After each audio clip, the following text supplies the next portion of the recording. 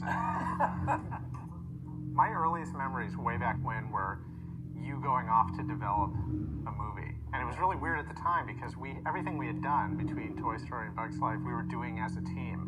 And you were the first person to kind of break away from that group. I was jealous because you guys would sit at this long table and you'd put newsprint down, like 10 feet of newsprint, and you'd sit with crayons and pens and pencils and just let your minds wander and just sit around and laugh and have fun, you know? Every day we'd start by spreading it out and start drawing. Because initially the concept was, you go off and figure something out. I had no real clue of what I was doing. And that's going to be a cool scene. Yeah. We boarded it and it was fairly cool. Looks like we caught the express, pal! Do you see him? Straight ahead!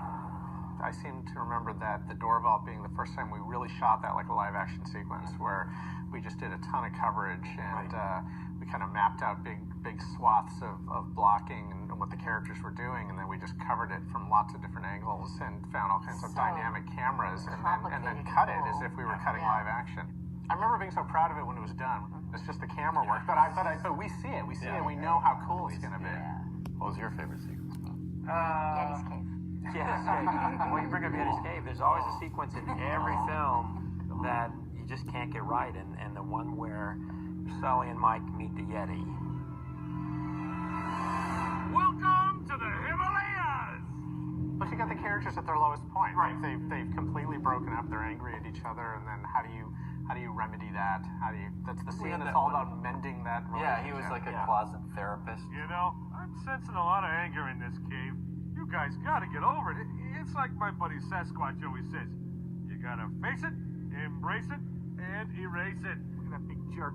Mike and Sully, we literally then had them break off stalactites and start like fighting each other. Oh, I can't wait to tell Bigfoot about this.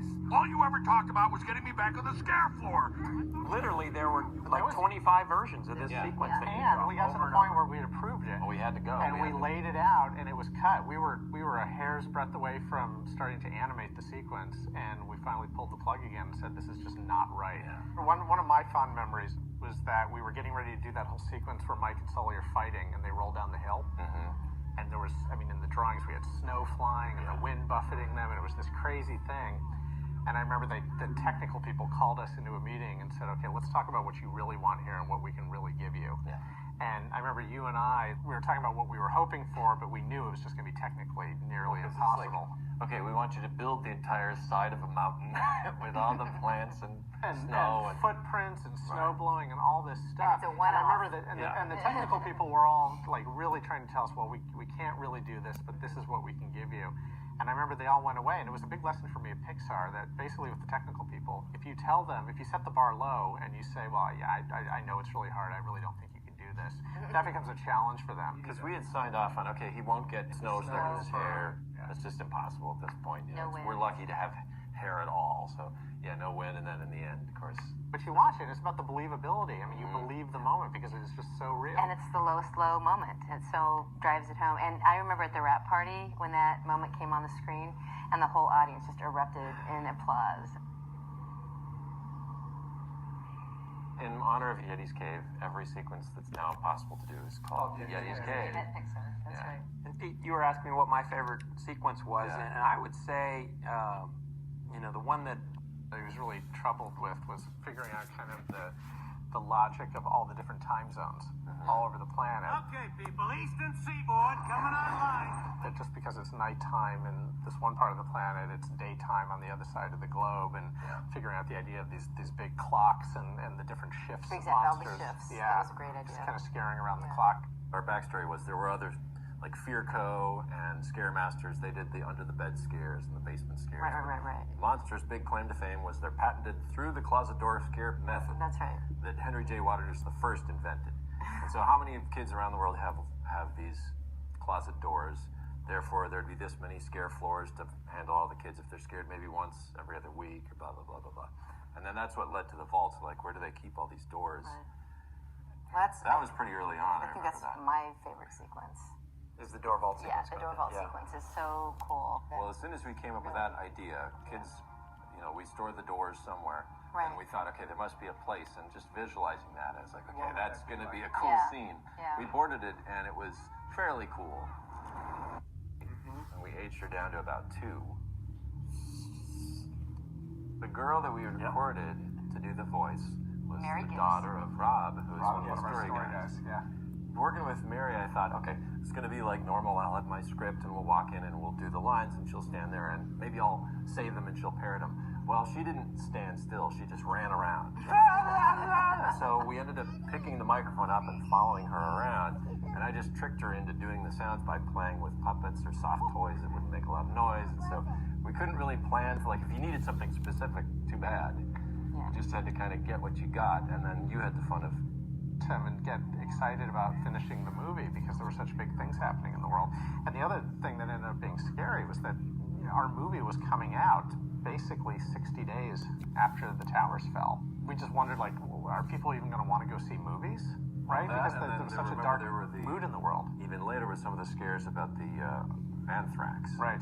And so here, a fundamental element of the film are these big suited guys, walking around, and we're thinking, oh, this is We've been making this movie for years, and this thing just happened to happen right at the end of making the Yeah. movie. We changed the scene. right. There In was the one film? scene that we Oh, that's right. We had a Yeah. whole, we had a scene. at the end of the sushi restaurant scene where Boo escapes in the restaurant, the CDA attack, they come in, the one guy says, all clear for decontamination, and as they're running away, Mike says, Sully, that could not have gone any worse, and the way it was in the original was It was like a mushroom cloud in the fireball of the restaurant being imploded, which was hilarious. Like, we showed it. Forever, yeah. And then it was the most unfunny thing. Well, we ended up doing like a plasma kind of effects in the background. But we got as far away from an explosion as possible because it was just so not something anyone But even wanted then, to it was see. so uncertain at the time. You're looking at it going, do we change it? Will this be funny again, ever? The thing that I remember most fondly about that time is that when the movie did finally come out, we had so many people come to us and say, thank you. Thank you for giving me something we could go out and do as a family, because people had, sheltered their kids from the news, and again, the mood was so dark in the world. People weren't going out. out. People weren't going out, but they went out to see monsters in droves. We had so many people come to us who were so happy that we gave them an escape from everything that was going on. It was escapist, but it's also talking a lot about how to face fears. And I think, especially with kids, you hear a lot that this is a way that, Mike and Sully are a way that they learned how to not be afraid, and especially at that time. Oh, he's a happy bird. And it definitely feels like a Pete Docter film to me. I mean, Yes. even and you animated that last shot, Yes. Of Sully's face, and I think that sums it up for me. Just how much heart that you put in this thing, and just how interesting this world was. Well, I always wanted to do a scene in the film, but, the days are pretty packed, so it was hard to do. And that almost didn't come to be. Right, we were arguing about whether Sully should go in and we see Boo or not, and then you had this idea that you ran with. Showing it at the preview with an audience, it was just on boards.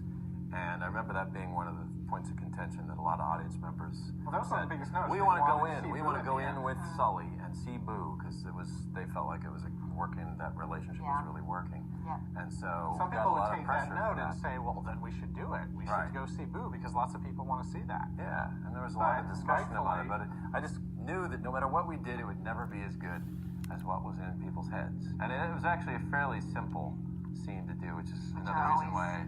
the hardest. Yeah. Yeah. I mean, it was just an emphasis on the acting, and I think the story did a lot of the work for you, Yeah. That by the time that he opens the door and his face lights up, you're sort of primed for that, that the story had worked to that point, and it sort of resolves in a satisfying way that hopefully allows the audience to kind of create what happened next.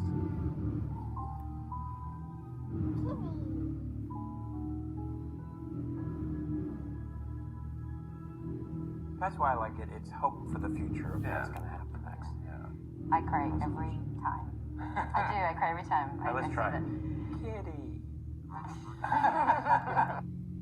Than anything about the DVD release was does the monkey work at Pixar? In the film. It does, yes. So it's about 3 blocks over to where Pixar used to be. I've gotten, I think, probably more questions than